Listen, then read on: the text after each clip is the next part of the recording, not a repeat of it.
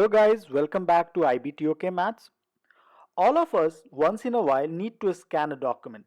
Unfortunately, at times when we don't have access to any scanner.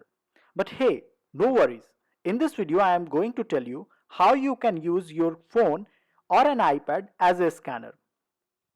One of the most widely used app is CamScanner, but in the free version it puts its logo on the document, which I personally don't like.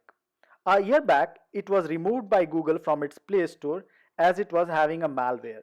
Thankfully, the iOS version was safe. In this video, I am going to tell you about its alternative, which is absolutely free and is more secure, more powerful, and the best thing is there are no logos on the scan. In order to download this app, all you need to do is to go to App Store and search Microsoft Office Lens. You can do the same on your Google Play Store if you're using an Android phone. Once you get the app, click on Install button. It will take few seconds to download and install. Allow access to your camera as the app uses camera to scan, and you will also need to give access to the photos, as well as scanning in bunch the pictures are saved in the gallery. There are few options that you can use: whiteboard, document, business card or photos. I am selecting document as I am going to scan a document in bunch. This is how you can scan your assignments. Keep your document on a flat surface and then start taking photos. You can adjust the image in order to remove any unwanted part.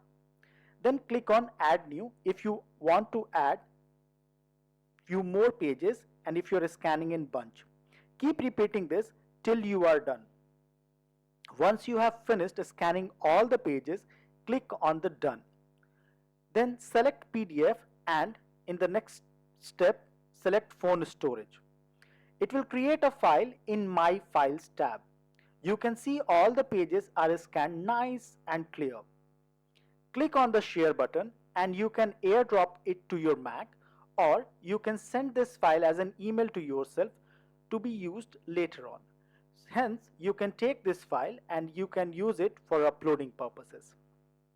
If you're using an Android device, then you can share this file using Bluetooth. Hope this helped. Thank you for watching.